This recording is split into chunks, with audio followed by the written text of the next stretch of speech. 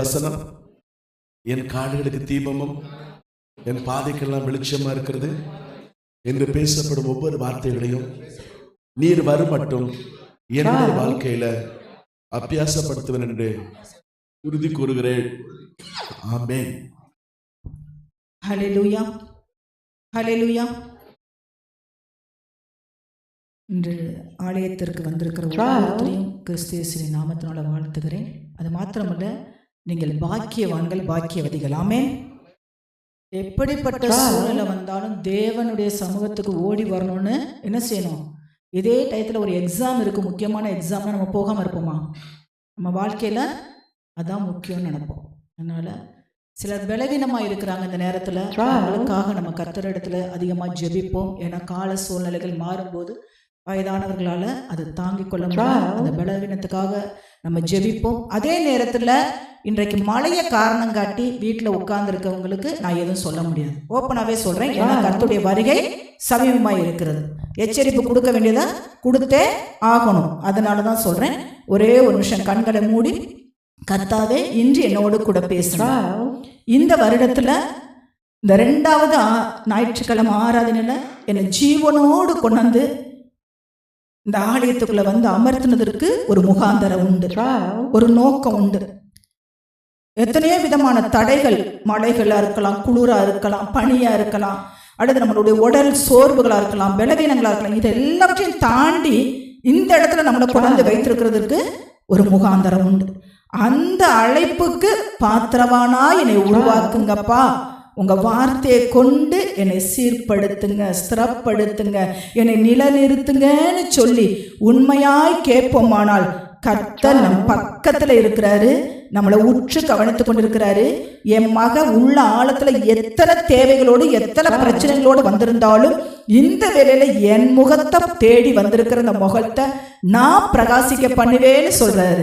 அதனால உள்ளத்தின் ஆழத்திலிருந்து வானத்துக்கு நேராக கைகளை உயர்த்தி, தகப்பனே, என்னை உண்டாக்கினவரே, என்னை ஜெனிப்பித்தவரே, என்னை சிருஷ்டித்தவரே, உம்முடைய முகத்தை பார்க்கும்படியாய் உம்முடைய ஆலயத்திற்கு நோக்கி ஓடி வந்திருக்கிறேன் சுவாமி. உம்முடைய பாதத்துல என்னைய அப்படியே சமர்ப்பிக்கிற ஆண்டவரே, நீர் மாத்திரம் ஆட்கொள்ளுங்க, அபிஷேகிங்க, வழி நடத்துங்க. இயேசுவின் நல்ல நாமத்தில் பிதாவே, ஆமென். எடுத்துக்கொள்வோமா? இன்று வாசித்த சங்கீதம் 92 இருந்து கர்த்தர் என்னோடு கூட பேசின காரியம். கர்த்தருடைய ஆலயத்திலே நாட்டப்பட்டவர்கள் எங்கள் தேவனுடைய பிரகாரங்களில் செலுத்திருப்பார்களாம். இது அழகா சங்கீதக்காரன் 92ஆம் அதிகாரத்துல முதல் தலைப்பு என்ன சொல்லுகிறது என்றால், ஓய்வு நாளில் பாட்டாகிய சங்கீதம். ஓய்வு நாளில் கர்த்தரை ஆராதிக்க வேண்டும், மற்ற எதையும் செய்ய வேண்டாம். பழைய ஏற்பாட்டு காலத்துல அது ஒரு கட்டளையாகவே இருந்தது. அந்த நேரத்தில் நீ எத்தையும் பண்ணாத, கர்த்தருக்கு கொடுக்க வேண்டிய நாள் அது. 6 நாள் நமக்கு கொடுக்குறாரு, ஒரே ஒரு நாள். அதுலயும் நம்ம ரொம்ப இப்போ அட்வான்ஸா சுருக்கி 2 மணி நேரம் கூட என்ன செய்ய முடியல, அப்படியே சமூகத்துல முழுமையாய் கொடுப்பதில்லை. ஏனென்றால் வந்து உட்கார்றது லேட்டு. அந்த ஆராதனையில கொஞ்ச நேரம் நம்ம மைண்டு இருக்கு, அதுக்கப்புறம் நம்ம மைண்ட் என்ன செய்ய ஆரம்பிச்சிருது, பிளே பண்ண ஆரம்பிச்சிருது.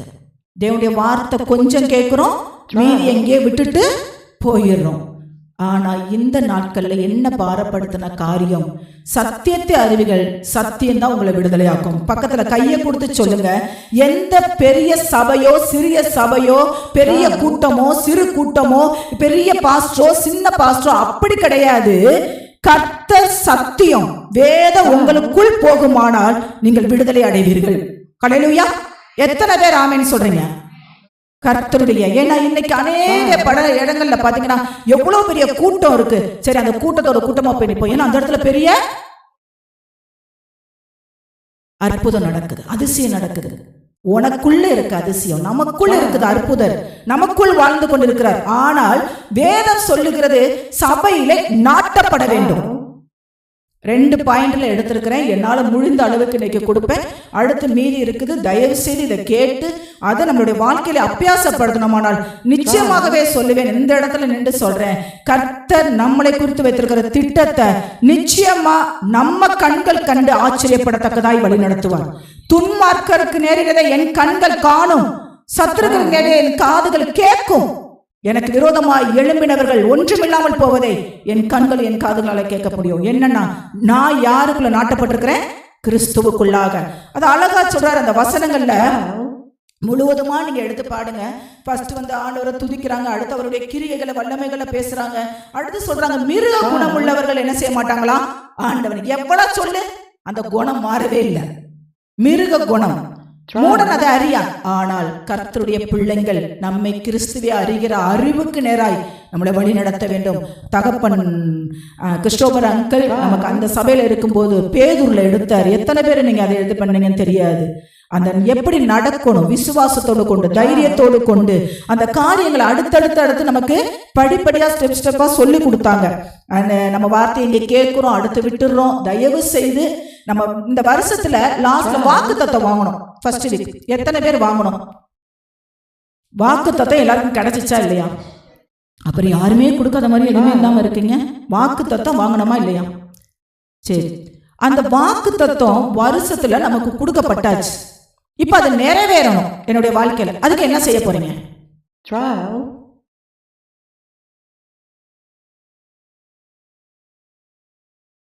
இப்ப இந்த எக்ஸாம் எழுதுனா உனக்கு 100% மார்க். சரியா? அந்த 100%ல ஏதோ 1-2 வேணா ஓகே. அதுக்கு மேல மார்க் குறைஞ்சா உனக்கு என்ன செஞ்சிடும்? ஒண்ணு முடியாது. அதுக்கு மேல போனா உங்களுக்கு அதுக்கு அடுத்தடுத்து என்ன இருக்கு? Higher posting. அதுக்கு ஏத்த மாதிரி அடுத்தடுத்த ஸ்டெப்புக்கு போறோம். இதே போல இந்த உலகத்துல ஒரு 100 மார்க்கை வச்சு நம்மளுடைய வாழ்க்கையை நிர்ணயிக்கிற சராசரி நம்மளை வளர்ச்சி கொண்டு வருகிற அதற்கே ஒரு மார்க் வைக்கிறாரு. இங்க தேவன் நமக்கு வாக்குத்தத்தத்தை கொடுத்துட்டாரு. அந்த வாக்குத்தத்தத்தை நான் சுதந்திரிக்கணும்னா இந்த எக்ஸாமுக்கு ப்ரிப்பேரே இல்லாம நான் போய் எக்ஸாம் எழுத முடியுமா? அது இப்பெல்லாம் டீச்சர் சொல்றாங்க, லெசனுக்குள்ளலாம் கொஸ்டின் கேட்கிறாங்க இல்ல. அப்போ தேவன் அழகா சொல்றாரு, நான் இந்த சத்தியத்தை முழுமையா அறிந்து கொள்ள வேண்டும். இதுக்குள்ள இருக்கிற காரியங்களை நான் உள்வாங்கணும். எந்த நேரத்துல எந்த சாவியை நான் போடணுமோ போட்டு திறந்தாதான் நான் அந்த ஆசீர்வாதத்துக்குள்ள சுதந்திரிக்க முடியும். அதனால வாக்குத்தத்தத்தை பெற்றுக்கொண்டேன், எனக்கு கர்த்தர் செய்வாரு, செய்யவே மாட்டாரு. அதன்படி வாழ கத்துக்கணும், தன்னுடைய வாழ்க்கையை அர்ப்பணிக்கணும். அழகா சங்கீதம் 92:13-15 வரைக்கும், கர்த்தருடைய ஆலயத்திலே நாட்டப்பட்டவர்கள் எங்கள் தேவனுடைய பிரகாரங்களில் செலுத்திருப்பார்கள். 2 விதமான பாயிண்ட். கர்த்தர் உத்தமர் என்றும் என் கண்மலையாகிய அவரிடத்தில் அநீதில்லை என்றும் விளங்க பண்ணும்படி அவர்கள் முதிர்வதிலும் கனித்தந்து புஷ்டியும் பசுமையுமாயிருப்பார்கள். ஒரு சாட்சி உள்ள வாழ்க்கை. கிறிஸ்துவுக்குள் நாட்டப்பட்டவர்கள் உலகத்துல ஏதோ 10ஓட 1 போறது கிடையாது. சிங்கக்குட்டி தனிச்சுதான் நிற்கும். வேற என்ன கூட்டமா நிற்கும்? அப்ப அதுக்கு நமக்கும் வித்தியாசத்தை ஆண்டவர் காட்டுகிறார். அதனால நம்ம தனித்து நின்ற அந்த எலியா தீர்க்கதரிசி ஆண்டவர் இடத்துல, ராஜாவின் இடத்துல போய் சொல்லிட்டான். என்ன சொல்லிட்டான்? மழை பெய்ய போகுது. ஆனா யாருடைய வார்த்தைய? தேவனுடைய வார்த்தையை வாங்கி கொண்டு போய். ஆனா அத சொல்லிட்டு அந்த மழை பெய்யலன்னோன இவன் என்ன பண்றான்? கற்ப வேதனை அடைகிறான். ஜெபத்துல தரித்திருக்கிறான். ஒரு உள்ளங்கை அளவு கூட மேகம் தெரியாதா? தேவனுடைய வார்த்தை தான் சொன்னபடி நடக்கும், அதுல மாற்றமே இல்லை.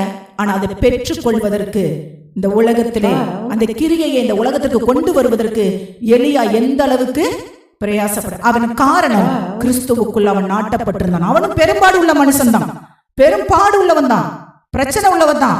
ஆனாலும் அவன் கிறிஸ்துவுக்குள் நாட்டப்பட்டிருந்தான். சரி, நம்ம சபைக்கு எதுக்காக வருகிறோம்? சபைக்கு எதுக்காக வருகிறோம்?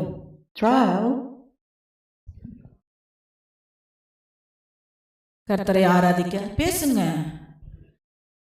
வார்த்தைகளை கேட்க. கர்த்தரை ஆராதிக்க, வார்த்தைகளை கேட்க. 2 வேற. தாராளமா நம்ம கொஞ்சம் பேர் தான் இருக்கிறோம். இது தேவன் நமக்கு கொடுத்திருக்கிற ஒரு ஸ்லாக்கியம், ஒரு பாக்கியம். எத்தனையோ பேருக்கு கிடைக்காத ஒரு காரியம் நமக்கு கொடுக்கப்பட்டிருக்குது. வேற எதற்காக வருகிறோம்? இடைப்பட, எல்லாரோடையும் சேர்ந்து ஐக்கியப்பட, அவருடைய பிரகாரங்களில் நிலைத்திருக்க. இன்னும் பாயிண்ட் வரலையே. அதனால நீங்க ஏதாவது ஒரு பாயிண்ட் வச்சிருப்பீங்க, நாங்க எதிர்பார்த்து சொல்ல முடியுமா அப்படின்னு நினைக்காதீங்க. போதனைகள் கேட்கிறோம், தேவனை ஆராதிக்கிறோம், நம்ம இருதயம் லகுவாய் மாறுகிறது, எல்லாம் ஓகே, ஐக்கியப்படுகிறோம், உண்மை, அதன்படி நடக்கிறோம், ஓகே. இதெல்லாமே எட்டர்னல் லைஃப், நித்திய காலமாய் வாழப் போகிற அந்த 2ஆம் வருகையிலே நீங்களும் நானும் போய் சேர வேண்டும். போதனைகளை தருகிறது சபை, 2வது நம்மளை பரலோகத்திற்கு ஆயத்தப்படுத்துகிறது. புரிந்து கொண்டமா? இந்த சபை அப்படின்பது அழகா சொல்றாரு பாருங்க, 3 விதமான ஒரு ஆலயம் என்பது எதை குறிக்கிறது அப்படின்றத 3 விதமா எடுத்திருக்கிறேன். 1 தேவனுடைய வீடு, 2 இயேசு கிறிஸ்துவின் சபை, இரத்தத்தால் மீட்கப்பட்ட அவருடைய சபை, 3வது தேவனுடைய ஆலயம். தயவுசெய்து இதை குறிச்சு வச்சுக்கொள்ளுங்க. ஏன்னா தேவனுடைய வீடு என்பது என்னுடைய வீடு. நான் எங்கெல்லாம் சந்தோஷமா இப்ப நம்ம 2-3 பேர் கூடி ஜெபிக்கிறோமோ அதெல்லாம் தேவனுடைய வீடு. நம்ம முதலாவது போட்டு இது தேவன் தங்குற இல்லம் போட்டிருப்போமா இல்லையா? எத்தனையோ இடங்கள்ல வசனங்கள், தலைப்புகள் வீடுகள்ல இருக்கும். இது தேவனுடைய வீடு போட்டிருப்போம். வீடுகள்ல மக்கள் கொஞ்சம் கூடி அல்லது நம்ம கணவன் மனைவி பிள்ளைகள் எல்லாம் சேர்ந்து ஆராதிக்கிற அந்த இடம் கூட தேவனுடைய வீடு. மத்தேயு 21:13 சொல்றாரு, தேவ பிரசன்னத்தை உணரக்கூடிய இந்த இடத்துல வியாபார ஸ்தலமா மாத்தாது. இன்னைக்கு அநேக குடும்பங்களுக்குள்ளேயே அது வியாபார ஸ்தலமா, ஈகோவா, பிரச்சனையா ஓடுறதுக்கு காரணம் என்ன தெரியுமா? அந்த இடத்துக்குள்ள தேவன் தங்கவில்லை. தேவனுடைய வீட்டுக்குள்ள யாரும் இல்ல, தேவன் இல்ல, வீடுகளுக்குள்ள தேவன் இல்லை. அதனாலதான் பல பிரச்சனைகள். நல்லா புரிஞ்சுக்கொள்ளுங்க. 1. 2வது இயேசு கிறிஸ்துவின் சபை. இது இயேசுவின் ரத்தத்தால் கழுவப்பட்டு ரட்சிக்கப்பட்டவர்கள் ஒன்றாக கூடி, இன்னைக்கு நம்ம ஆலயத்துக்குள்ள வந்திருக்கோமா? நான் கிறிஸ்துவுக்காக பாவத்திலிருந்து மீட்கும்படியாய் கிறிஸ்துவின் ரத்தத்தினால நான் கழுவப்பட்டிருக்கேன்னு சொல்லி நம்ம என்ன செய்யறோம்? சபையாருக்கு முன்பாக ஞானஸ்தானத்துக்கு ஒப்பு கொடுத்து நம்ம கழுவி ரட்சிக்கப்பட்டு தேவனோடு ஒன்றாக கூடி தேவனுடன் ஆராதிக்கிறோம். தேவனோடு கூட நம்ம தேவனுடைய வார்த்தையை உரையாடுகிறோம். தேவன் மக்களோடு கூட நம்ம என்ன செய்கிறோம்? ஐக்கியப்படுகிறோம். முதலாவது தேவனுடைய வீடு என்பது நம்மளுடைய வீட்டை குறிக்கிறது. 2வது இயேசு கிறிஸ்துவின் ரத்தத்தினாலே மீட்கப்பட்ட சபை, அந்த சபை நம் எல்லோரும் கூடியிருக்கிற இந்த ஆலயம். 3வது பார்த்தீங்கன்னா தேவனுடைய சரீரமாக காணப்படுகிற யோவான் 4:23-24 வாசிங்க. யோவான் 4:23-24. தேவன் ஆவியா இருக்கிறார், அவரை உண்மையாய் தொழுது கொள்ளுகிறவர்கள் பிதாவை ஆவியோடும் உண்மையோடும் தொழுது கொள்ளும் காலம் வரும் வந்திருக்கிறது. இப்படிப்பட்டவர்களாய் இருக்கும்படி பிதாவானவர் விரும்புகிறார். என்ன மாதிரி விரும்புகிறாராம்? எந்த மாதிரி விரும்புகிறாரு? இன்னைக்கு நம்ம ஆராதனையில நான் எத்தனையோ தடவை சொல்றேன், ஆராதனை பண்றவங்க யார் வேணாலும் பண்ணட்டும், இசை வாசிக்கிறவங்க யாரா வேணாலும் இருக்கட்டும், ஆனால் தேவனுடைய ரத்தத்தினாலே கழுவப்பட்டு கிறிஸ்து சபைக்குள்ளாக நான் உள்ளே நுழைந்திருக்கிறேன். இந்த இடத்துல கிறிஸ்து மாத்திரமே இருக்கிறார், கிறிஸ்துக்கு பக்கத்துல நான் இருக்கிறேன். அவரை புகழணும், அவரை போற்றணும், அவரை பாடணும், அவரை பிரியப்படுத்தணும். அது மட்டும்தான் என் மைண்ட்ல இருக்கணுமே தவிர பக்கத்துல யார் உட்கார்ந்து இருக்கா, எதிர்த்த யார் இருக்கிறா, என்ன கட்டிட்டு வந்திருக்காங்க, என்ன பேசுறாங்க, உங்களுடைய ஆசீர்வாதத்துக்கு அதுவே தடை. ஏனென்றால் அவர் பிரிய விரும்புகிற காரியம் என்னது? அவர் ஆவியில இருக்கிறார். நீங்கள் ஆவியோடு உண்மையோடு, சங்கீதக்காரன் தாவீது அப்படித்தான் தன்னையே மறந்தான், ராஜான்றதையே. உடன்படிக்கை பெட்டியை தூக்கி கொண்டு அவன் துதித்து பாடினது சந்தோஷம் அவனுக்குள். அந்த சந்தோஷத்தோடு தேவனை நீங்க ஆராதிக்கிறீங்களா?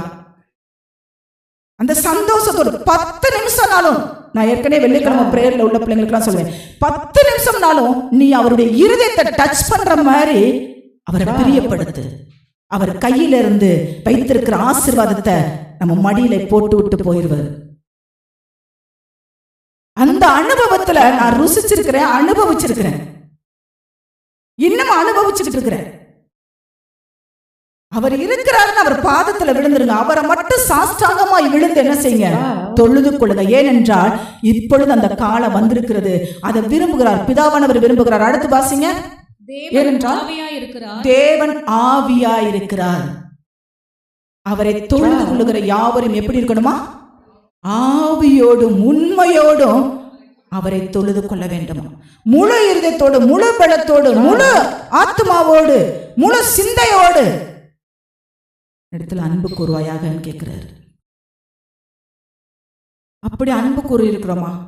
ஒரு சாதாரண ஒரு ரெஸ்பான்ஸ், அதை ஒரு பெரிய மனிதர்களுக்கு கொடுக்கிற அந்த இதை கூட நம்ம என்ன செய்ய மாட்டேங்கிறோம், ஆண்டவருக்கு கொடுக்கறது இல்லை. ஆனா ஆண்டவர் எனக்கு செய்யல, ஆண்டவர் எனக்கு செய்யல. நம்ம நாட்டப்பட்டிருக்கிறோமான்றத இதுல நீங்க அறிந்து கொள்ளுங்க. அழகா சொல்றாரு, ஆலயத்தில் நாட்டப்பட்டவன் என்றால் அதற்கு காரணம், அதற்கு அர்த்தம் என்னன்னா, அந்த ஆலயத்திலே நிறுவப்பட்டவனா.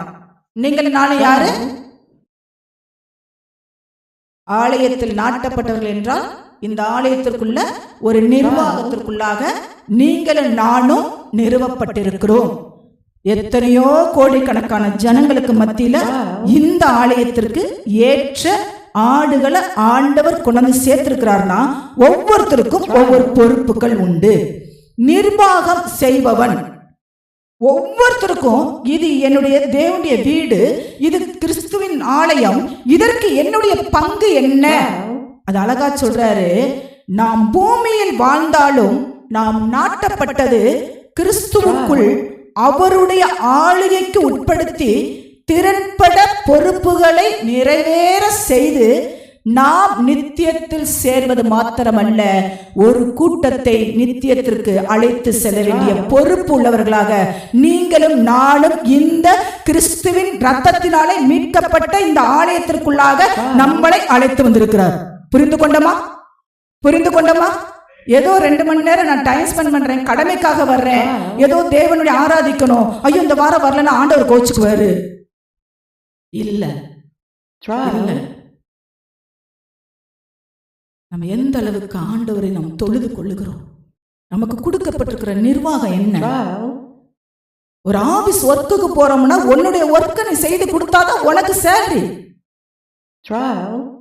நீ சும்மா போய் ஆலயத்துல ஆபீஸ்ல உட்கார்ந்துட்டு வந்தா உனக்கு எதுவுமே கிடைக்காது. இன்னும் நிறைய ஆழங்கள் இருக்கிறது. அழகா சொல்லுகிறார் அதுல.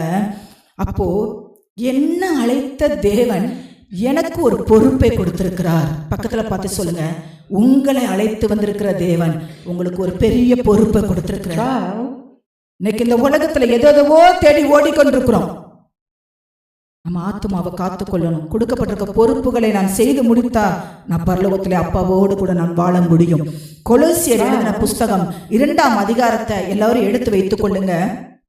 அது எழுதினது அப்போஸ்தலனாகிய பவுல். எழுதின காலம் கிபி கிறிஸ்துவுக்கு பின் 60 to 62. ரோம சிறைச்சாலையில இருந்து இந்த அப்போஸ்தலனாகிய பவுல் இந்த கொலோசியருக்கு எழுதினது. இதனுடைய பின்னணி என்ன என்று பார்த்தோமானால், பவுல் நேரடியாக கொலோசி சபைய நடத்தப்படல, நிறுவல, அவனுடைய தலைமையில இல்ல, அவனுடைய சீடனாய் இருந்த எப்பாப்ரா என்கிற சீடர் மூலமாய் நடத்தி வந்தான். அப்ப நடத்துற வேலையில அந்த சபையில சில, அழகா சொல்லுது, போதிக்கப்பட்ட போதனைகள் சபையை பாதித்து கொண்டு இருந்ததாம். போதிக்கப்பட்ட போதனைகள் சபையை பாதித்து கொண்டு இருந்துச்சாம். இன்னைக்கு நிறைய இடங்கள்ல ஆட்டம், பாட்டம், கொண்டாட்டம். ஆனா வேதத்துக்கு கொடுக்கிற டைம் ரொம்ப கம்மி, ரொம்ப கம்மி.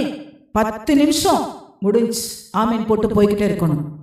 போதனைகள் அப்படி இருக்கிற சூழ்நிலை தான் இதனுடைய கொலோசியருடைய அந்த சுருக்கம். எதற்காக அப்போஸ்தலனாகிய பவுல் அதை எழுதுகிறார் என்றால், கிறிஸ்துவை மையமாக கொண்டு விசுவாச வாழ்க்கையை வாழும்படிக்கு விசுவாசிகளுக்கு உற்சாகப்படுத்துகிறார். எப்படிப்பட்ட போதனைகள் இந்த உலகத்திலே வரும்? சபைகளுக்குள்ளாக கள்ள தீர்க்க தரிசன போதனைகள் வரும், கள்ள போதர்கள் எழும்புவார்கள். ஆனால் நீங்கள் நானும் யார மையமா வச்சுக்கொள்ளணுமா? கிறிஸ்துவை, அவருடைய சத்தியத்தை, அதை மாத்திரம் மையமா கொண்டு நான் விசுவாசத்துல இன்னும் என் வாழ்க்கையை ஓட்டுவதற்கு அப்போஸ்தலனாகிய பவுல் ரோம சிறைச்சாலையில உட்கார்ந்துகிட்டு நம்மளை உற்சாகப்படுத்துறார். நானே கட்டப்பட்டிருக்கேன் போயா அப்படின்ட்டு போகல. அவர் கட்டப்பட்ட நிலைமையிலையும் எழுதுறார், மற்றவர்களை உற்சாகப்படுத்துறார் வாழ்க்கையில. இன்னைக்கு நான் ஆண்டவரை ஏற்றுக்கொண்டேன், எனக்கு ஒண்ணுமே செய்யல, நீ போறியாக்கும் சபைக்கு, எதுக்கு வேண்டாம் உட்கார். இன்னைக்கு எத்தனை பேர் எப்படி எப்படியே சொல்லிட்டு போற விசுவாசிகளையும் போக விடாம முடக்குறாங்க. இன்னைக்கு நீங்கள் நானும் எத்தனை விசுவாசிகளை ஆதாயப்படுத்தி இருக்கிறோம், எத்தனை வருஷமாக இந்த சபைக்கு வந்து கொண்டு இருக்கிறோம். நான் இந்த ஆலயத்தில் நிறுவப்பட்டிருக்கிறேன், நிர்வாக பொறுப்புல இருக்கிறேன் என்றால் எனக்கு கொடுக்கப்பட்டிருக்கிற பொறுப்பு எங்கே? ஒருவேளை அடுத்த நிமிஷம் ஆண்டவர் வர்றாருன்னா எத்தனை ஆத்துமாக்களோட நம்ம போறோம்? தேவன் வழி நடத்துவாராக. கொலோசியர் எழுதின புஸ்தகம் 2ஆம் அதிகாரம் 6வது வசனம் எடுத்துக்கொள்ளுங்க. ஆகையால் நீங்கள் கர்த்தராகிய கிறிஸ்து இயேசுவை ஏற்றுக்கொண்டபடியே அவருக்குள் வேர் கொண்டவர்களாக, அவருக்குள் அவருடைய வார்த்தைக்குள் வேர் கொண்டப்பட்டவர்களாக, அவர் மேல் கட்டப்பட்டவர்களாகவும் அவருக்குள் நடந்து கொண்டு சத்திய வார்த்தையை விட்டு வெளியில போயிடாதீங்க. நம்மளை நடத்துகிறது சத்திய வார்த்தை மாத்திரமே. நானே வழியும் சத்தியமும் ஜீவனமா இருக்கிறேன் என்றார். நீங்கள் போதிக்கப்பட்டபடியே விசுவாசத்தில் உறுதிப்பட்டு போதும். அழகா சொல்றாரு. 2:2 வாங்க. அவர்களுடைய இருதயங்கள் தேற்றப்பட்டு அவர்கள் அன்பினால் இணைக்கப்பட்டு பிதாவாகிய தேவனுக்கும் கிறிஸ்துவுக்கும் உரிய ரகசியத்தை அறிந்து கொள்ளுகிற உணர்வின் பூரண நிச்சயத்தினுடைய எல்லா ஐஸ்வர்யத்திற்கும் உரியவர்களாக வேண்டும் என்றே இப்படி விரும்புகிறேன். ஹல்லேலூயா. கிறிஸ்து நம்மளை இந்த ஆலயத்திற்கு கொண்டு வந்ததின் நோக்கம், கிறிஸ்துவுக்குள் அழைத்து வந்ததின் நோக்கம், நம்முடைய இருதயங்கள் தேற்றப்பட வேண்டும். எப்படி நொறுங்கி இருக்கிற, எப்படி உடைக்கப்பட்டிருக்கிற மனுஷன் முகத்தை பார்க்கிறான், கர்த்தரோ இருதயத்தை பார்க்கிறார். அப்ப அந்த இருதயத்தை தேற்றப்பட்டு 2வது அன்பினால் இணைக்கப்பட வேண்டும். கிறிஸ்துவனுடைய அன்பை நம்ம ஒருவருக்கு ஒருவர் என்ன சொல்லணுமா? பகிர்ந்து கொள்ளணும். அன்பினாலே இணைக்கப்பட்டு 3வது முக்கியமானது பிதாவுக்கும் கிறிஸ்துவுக்கும் உள்ள ரகசியம். பிதா யாரு, கிறிஸ்து இந்த உலகத்திற்கு வந்ததின் நோக்கம் என்ன, அதற்குள்ள ரகசியத்தை, அந்த பரிபூரணத்தை அறிவது நமக்கு மிகவும் முக்கியம். ஆலயத்திற்கு எதற்கு வர்றோம்? போதனையில கேட்கிறோம். பிதாவுக்கும் கிறிஸ்துவுக்கும் உள்ள அந்த பூரண பரிபூரணத்தை அறிவது, உள்ள ரகசியம் என்ன, எப்படி, ஏது தேடுங்க. உலகத்துல எதையோ தேடிக்கொண்டிருக்கிறோம். கிறிஸ்துவ அறிகிற அறிவிலே வளருங்கள். ஆவிக்குரிய தெளிவு உறுதிதான் ஆவிக்குரிய வளர்ச்சியை விட நம்மளை முதிர்ச்சி அடைய செய்கிறது. புரிஞ்சு கொள்ளமா? ஆவிக்குரிய அந்த தெளிவு, கிறிஸ்துவே அறிக அறிவு எனக்குள் இருக்குமானால் மற்றவர்களிடத்துல நான் பேசும்போதும், மற்றவர்களிடத்துல நான் இடைப்படும் போதும், வேற உலகமான காரியங்களுக்குள்ள நான் ஆலோசனை சொல்லும் போதும் கூட அந்த அழகா சொல்றாரு, அந்த தெளிவு அறிவு ஆசீர்வாதங்களையும் ஐஸ்வர்யத்தையும் தருமா. ஒரு பிரச்சனை நீங்க உலகத்துக்குள்ள நின்றுதான் அந்த ஜெயிக்கணும். ஆனா கிறிஸ்துவை அறிகிற அறிவு உங்களுக்குள்ளும் எனக்குள்ளும் இருக்குமானால் அந்த சத்திய வேத வசனம் நமக்கு என்ன சொல்லியிருக்கிறதுன்னு சொல்லி அதன்படி நம்ம என்ன செய்வோமா, அந்த இடத்துல விடை தேடுகிறவர்களா இருக்கிறோம். அதனால நமக்கு துன்பங்கள் வராது, போராட்டங்கள் இன்னும் அதிகமா வராது. அந்த நேரத்துல நமக்கு ஆசீர்வாதமும் ஐஸ்வர்யமும் வருமாம். அப்படி என்றால் நான் ஆவிக்குரிய தெளிவு, அந்த வளர்ச்சி அடைஞ்சிருக்கிறேன் என்றால் நான் முதிர்ச்சி அடைஞ்சவனா இருக்கிறேன்.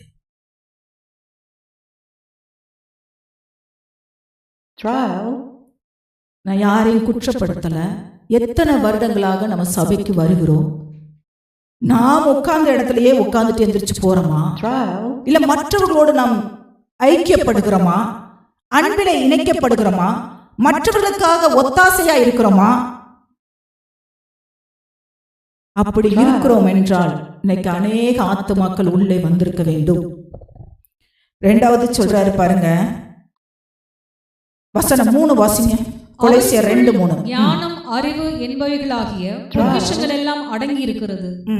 ஏனென்றால் அவருக்குள், கிறிஸ்துவுக்குள், ஆண்டவரே யோவான்ல சொல்வாரு, நீ என்னிலும் நான் உன்னிலும் நீர் என்னிலும் நிலைத்திருந்தால் நீர் கேட்டுக்கொள்வது எதுவோ அது உனக்கு அடும். நீர் என்னிலும், என்னுடைய வார்த்தை உன்னிலும் வரும். அப்போ கிறிஸ்துவுக்குள் இருக்கிறோம் என்றால் அந்த கிறிஸ்துவுக்குள் எனக்கு என்ன இருக்கிறதா? ஞானம், அறிவு என்கிற பொக்கிஷங்கள் அடங்கி இருக்கிறதா? அப்படி என்றால் கிறிஸ்துவே உடையவன் இவற்றை உடையவனாய் இருக்கிறான். ஹல்லேலூயா. உனக்கு அறிவு இல்லையா, ஞானம் இல்லையா, யாரும் நம்மளை பார்த்து கேட்க கூடாது. கேட்கிற மாதிரி நம்ம நடக்க கூடாது. அப்படி நடக்கிறோம் என்றால் நாம் யாராக இருக்கிறோம் என்று நம்மை நாமே நிதானித்துக் கொள்வோம். அழகா இந்த நிறுவனத்தில், அதாவது இந்த ஆலயத்தில் கிறிஸ்துவினால் மீட்கப்பட்ட இந்த ஆலயத்துக்குள் வந்திருக்கிற நமக்கு பரலோகத்தில் இலக்கை அடைய வேண்டும். அதுதானே உண்மை. எத்தனை பேரு அதுதானே ஓடுறோம்?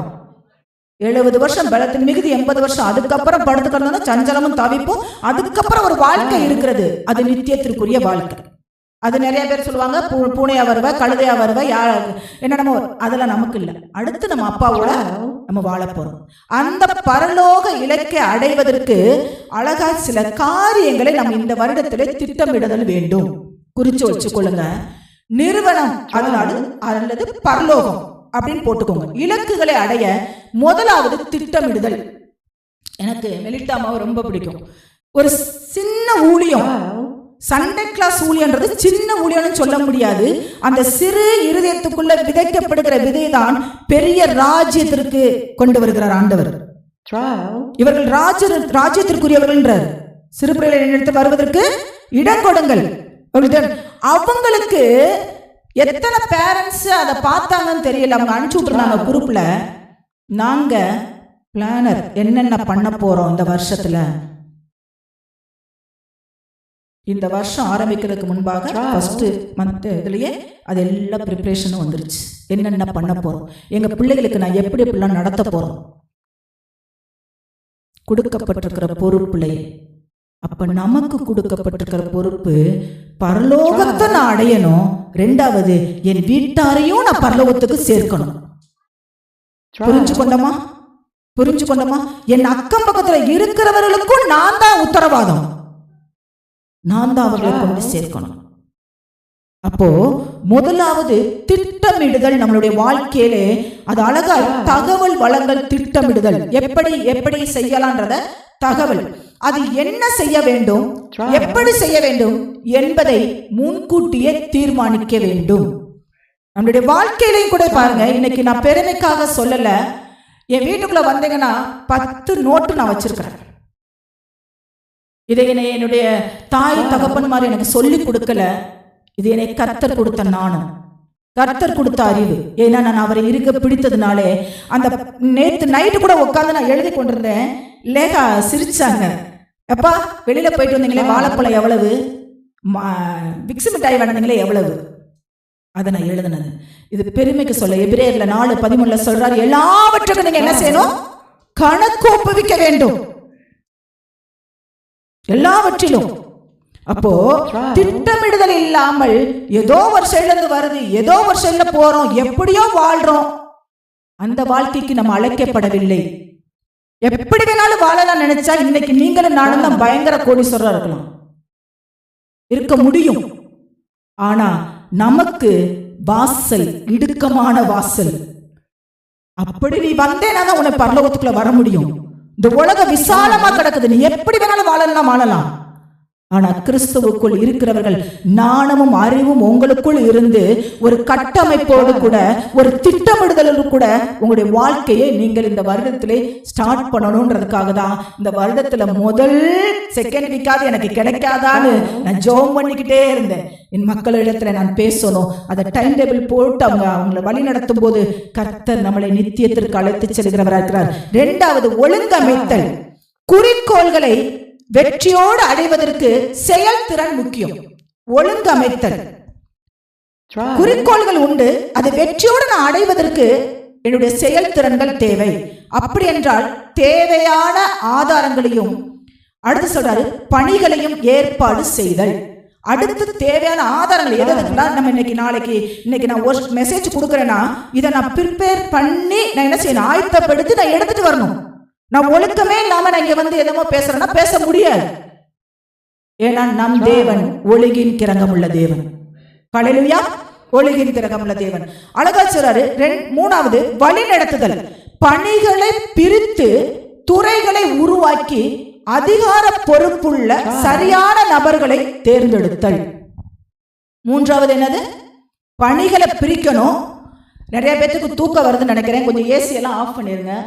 ஏற்கனவே குளிருது. பாதி பேர் பரலோகம் பாதி பரலோகம் போற மாதிரி இருக்கு. கொஞ்சம் விழித்திருப்போமா? அழகா சொல்றாரு.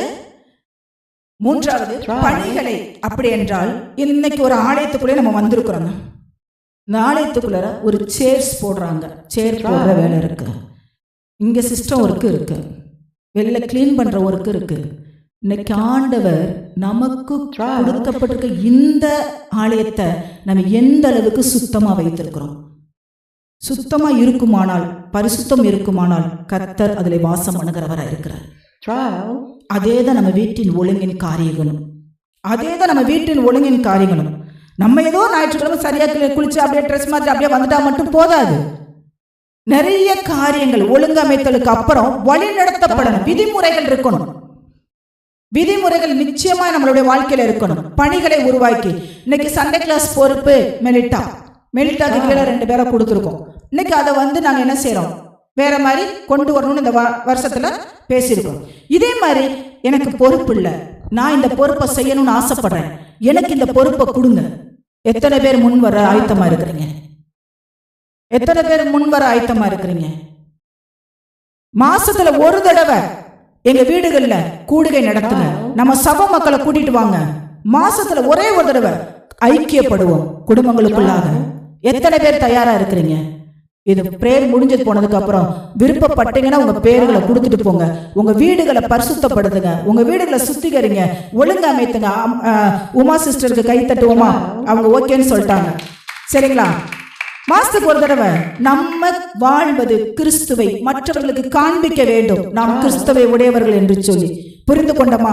நான்காவது கட்டுப்படுதல். இலக்குகளை அடைய தேவையான திருத்த நடவடிக்கைகளை மேற்கொள்வது, தேவையான மாற்றங்களை உருவாக்குவது. நான் இதுலதான் இருப்பேன், எனக்கு இதுதான் வேணும். ஒவ்வொரு தடவையும் என்ன செய்ய வேணும்? நம்மளுடைய வளர்ச்சி அடையணும், முதிர்ச்சி அடையணும். இன்னைக்கு நான் இதை பண்றேன், அடுத்த கட்டத்துக்கு நான் என்ன போகணும்?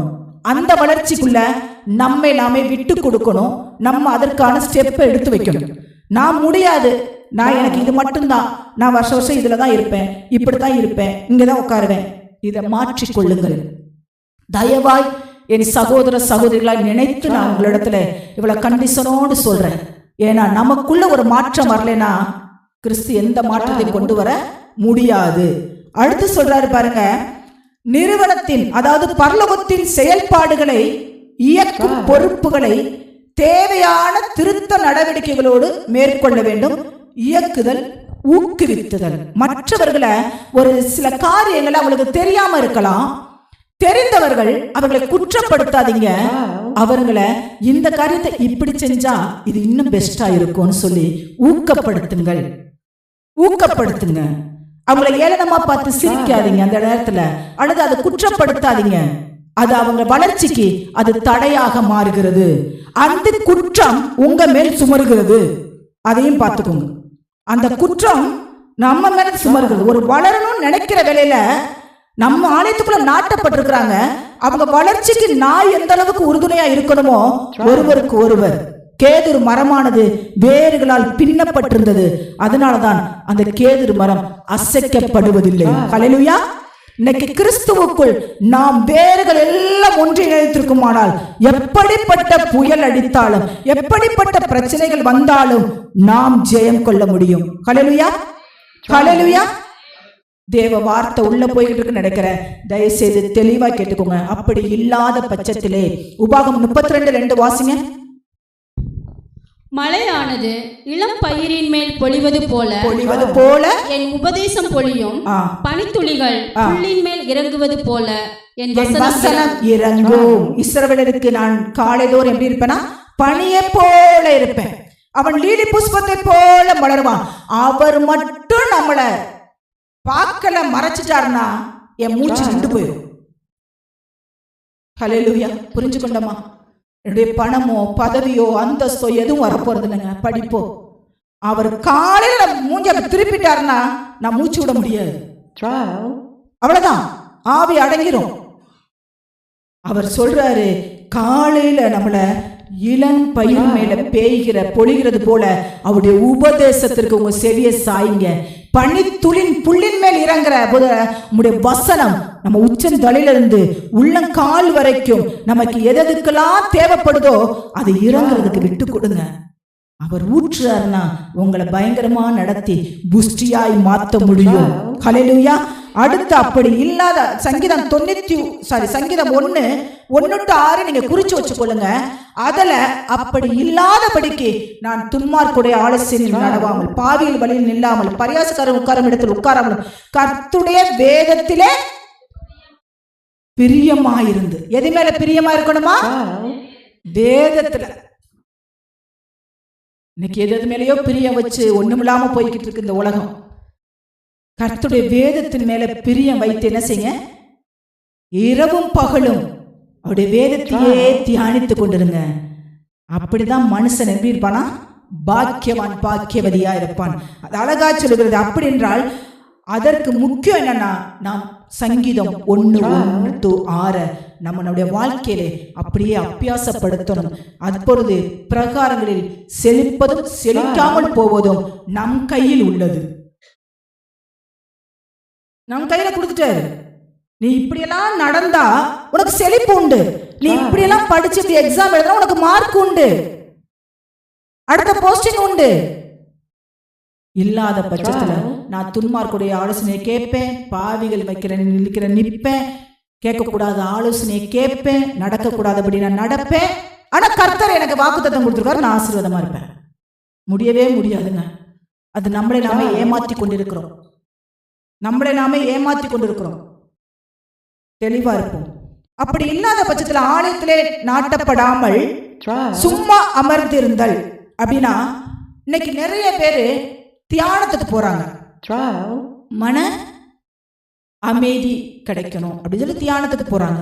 அதே போல நாம் ரத்தத்தால், கிறிஸ்துவின் ரத்தத்தினால் கழுவப்பட்ட, ரட்சிக்கப்பட்டு அவருடைய பிள்ளைகளாக ஏற்றுக்கொண்டு இந்த கிறிஸ்துவின் சபையில் அங்கத்தினராக, நிறுவனத்தினராக ஏற்றுக்கொள்ளப்பட்ட நம்ம சும்மா வந்து அமர்ந்துட்டு போனோம் என்றால் மன அமைதி கிடைக்கும்.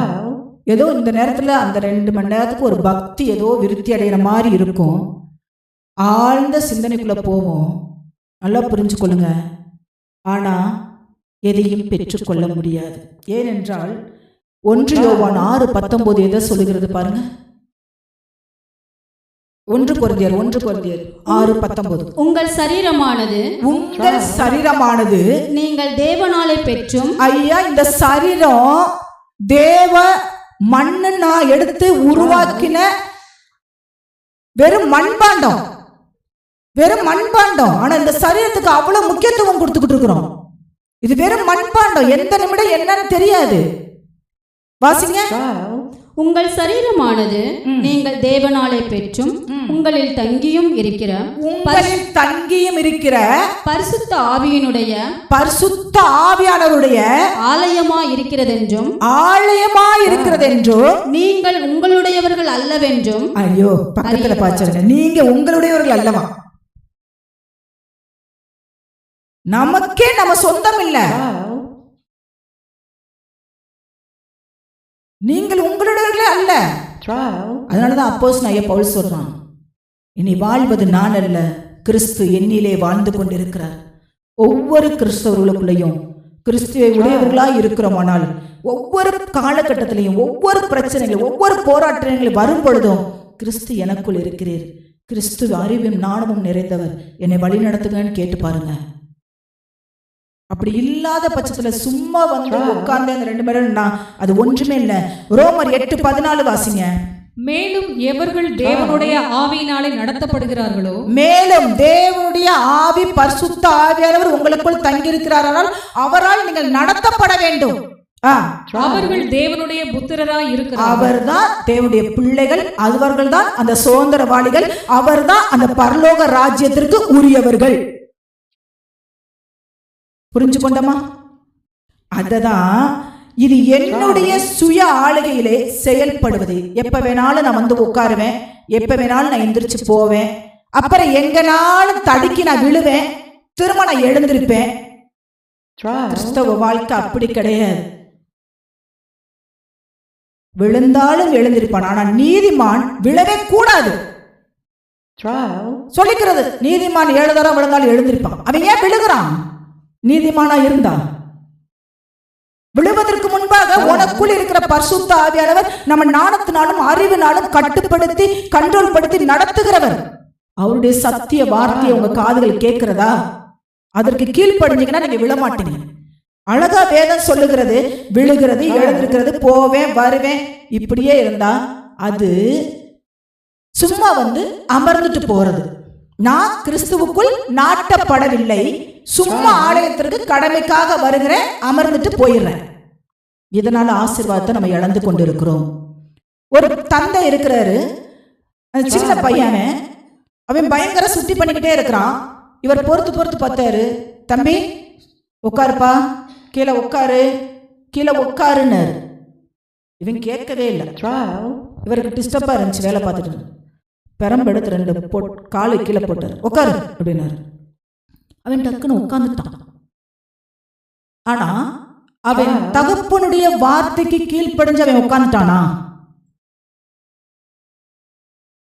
பெரம்பு செஞ்சதுக்கு அப்புறம் உட்கார்ந்தானா? ஆனா அவன் உள் ஆள் மனதிலே அவன் நின்று கொண்டுதான் இருக்கிறான். அவன் மனதளவுல அவன் கீழ்ப்படியல, அவன் உட்காரவும் இல்ல. தண்டனை விழுந்துச்சு, ஏதோ உட்காரணும்னு உட்கார்ந்துருக்கான். இன்னைக்கு அநேக கிறிஸ்தவருடைய வாழ்க்கை அப்படிதான். ஏதோ ஒரு இதுல சிக்கி கொண்டோம், நான் ஆலயத்துக்கு வர்றேன், அப்பா என்னை காப்பாத்துவாரு. ஆனா உள்ள ஆள் மனதுல இன்னும் அதுக்குள்ளேதான் நிக்கிறோம். நான் கீழ்ப்படியல, கர்த்தருடைய வார்த்தைக்கு கீழ்ப்படியல, அதற்கு நான் என்ன பண்ணல, முற்றிலுமாய் அர்ப்பணிக்கல தகப்பனுடைய வார்த்தைக்கு. அவன் சந்தோஷமா அப்படி சொன்னோடனே உட்கார்ந்துருந்தானா பரவாயில்ல. ஆனா அவன் உட்கார்ந்து இருக்கிறான், அவன் உள் மனதிலே அவன் என்ன செய்து கொண்டிருக்கிறான்? நின்று கொண்டுதான் இருக்கிறான். இதோடு நான் முடிக்கிறேன், ஏன்னா அடுத்த காரியங்கள் இருக்கிறது. நான் உங்களோடு கூட தொடர்ந்து பேச இருக்கிறேன். தயவு செய்து அடுத்ததற்கு நீங்க கலந்து கொள்ளுங்க. இந்த இடத்துல தேவனுடைய ஆலயத்திலே நாட்டப்பட்டவர்கள் அப்படின்ற தலைப்புல மட்டும் எடுத்திருக்கிறேன். அவருடைய பிரகாரங்களில் செலுத்திருப்பது எப்படி என்பதை அடுத்ததாக நான் எடுக்கணும். இதோடு நான் முடிக்கிறேன். கர்த்தருடைய சமூகத்திலே அர்ப்பணிப்போமா? ஒரு முடிவில்லாமல் இருக்கிற மாதிரி இருக்கலாம், ஆனால் கர்த்தருடைய ஆலயத்திலே நான் நாட்டப்பட்டிருக்கிறேன், அவருடைய ரத்தத்தினால் கழுவப்பட்டிருக்கிறேன். கர்த்தருடைய வேதத்திற்குள்ள நான் கீழ்ப்படியணும். இந்த வருஷத்துல ஒரு திட்டமிடுதல், ஒரு ஒழுங்கமைத்தல், ஒரு வழி நடத்துதல், ஒரு கட்டுப்படுத்துதல் என்னுடைய வாழ்க்கையிலே சரியான நோக்கத்தோடு கூட இருந்தமானால் எப்படி அந்த பரலோகத்தை நான் அடைய முடியும்? இந்த உலகத்துல நான் எப்படி சாட்சியாக வாழ முடியும்? நான் ஆசீர்வாதத்தையும் சுகத்தையும் செழிப்பையும் பெற்று மற்றவர்களுக்கு அந்த கடைசி வசனம், முதிர் வயதிலும் கனிதந்து பஷ்டுமையும் புஷ்டுமாய்ப்பது, அந்த வசனத்தின்படி எத்தனை வருஷங்களானாலும் என் இலை பச்சையாகவே இருக்கும். ஏன்னா என் வேறு தண்ணீர் அண்டைகளை நாட்டப்பட்டிருக்கிறது. கர்த்தர் என்னை அனுதினமும் நீர் பாய்ச்சுகிறவராய் இருக்கிறார். ஒரே ஒரு கண்களை மூடி, கர்த்தாவே இந்த வார்த்தை பிசாசனம் எடுத்து போற்றாதபடிக்கு நம்முடைய ரத்தத்தினாலே நான் முத்தரிக்கிறேன் சுவாமி. இந்த வருடம் எங்களுடைய வாழ்க்கையிலே ஒரு திட்டமிடுதல், எப்படியெல்லாம் எங்கள் குடும்பத்தை கொண்டு போகணும், ரட்சிக்கப்படாது இருக்கிறவர்களுக்கு நான் எப்படியெல்லாம் ரட்சிப்பை சொல்ல வேண்டும், அது மாத்திரமல்ல நான் எப்படி சபைகளிலே நான் என்னென்ன பங்கு அடைய வேண்டும், என்னென்ன பொறுப்புகளை நான் இடைப்பட வேண்டும், எப்படியெல்லாம் நான் ஆத்தும ஆதாயம் செய்ய வேண்டும், எப்படியெல்லாம் மற்றவர்களுக்கு நான் விட்டு கொடுக்க வேண்டும், எப்படியெல்லாம் என்னை நான் காண்பிக்க வேண்டும். கிறிஸ்துவை எபிரேயர்ல சொல்லுகிறார், என்னை கண்டவன் பிதாவை காண்கிறான் என்று சொல்லி, அப்படியாய் மனுஷகுமாரன் இந்த பூமிக்கு வந்து தேவ தத்துவமுடையவராய் இருந்தாலும் மனிதனாய் இந்த உலகத்திற்கு வந்து நமக்கு முன்மாதிரியாய் வாழ்ந்து காட்டின தகப்பன், அவரை மாத்திரம் நாம் பின்தொடருவோம். அவருடைய அடிச்சுவடுகளை நாம் பின்தொடருவோமானால் நிச்சயமாகவே நமக்கு வைத்திருக்கிற மகா பெரிய கிரகிக்க முடியாத பல அற்புதமான ஆச்சரியமான காரியங்களை இந்த வருடம் ஒவ்வொருத்தருடைய தலையின் மேலும் கர்த்தர் தோளின் மேல் அந்த ஆசீர்வாதத்தை வைக்க தயாரா இருக்கிறார். அதை பெற்றுக் கொள்வதற்கு நம்முடைய ஆவி ஆத்தும சரீரத்தை, சிந்தனைகளை, செயல்பாடுகளை, வார்த்தைகளை, கிரியைகளை, எண்ணங்களை எல்லாவற்றையும் கிறிஸ்துவுக்குள்ளாக அப்படியே ஒப்பு கொடுப்போமா? நீர் மாத்திரம் ஆட்கொள்ளும் சுவாமி, வழி நடத்தும். இயேசுவின் நல்ல நாமத்தில் ஜெபிக்கிறோம். ஜெபம் கேளும் ஜீவனுள்ள நல்ல பிதாவே. ஆமென்.